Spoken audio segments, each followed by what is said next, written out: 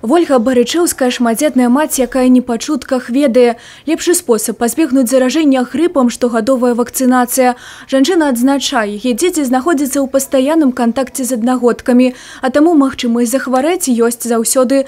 На шчасце, леташнія вынікі ад прышчэпкі радуюць, дзеці бадзёрыя і здаровыя. Мы решили привиться от гриппа, так как дети ходят в школу. Старшая ходит в 4 класс, средний в 1, а маленький пошел в этом году в садик.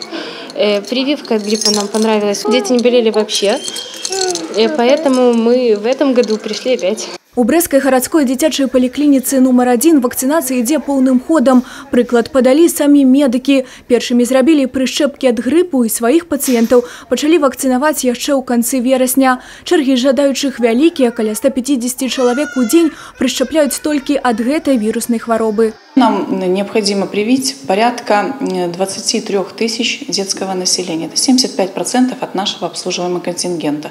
Сегодня мы уже сделали определенное количество прививок. Где-то 23% нашего детского населения привито. В период вакцинации против любой инфекции ребенок должен быть здоров.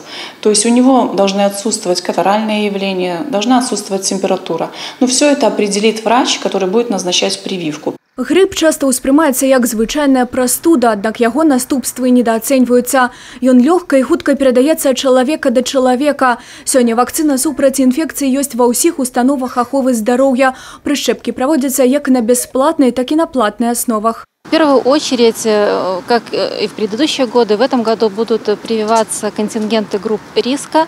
Это пациенты, у которых наиболее высокий риск развития осложнений после заболевания гриппом. К ним относятся это пациенты с хроническими заболеваниями, дети с 6 месяцев до 3 лет, беременные женщины и лица старше 65 лет. А также особое внимание на учащихся, на детей детских садов и работников учреждений образования.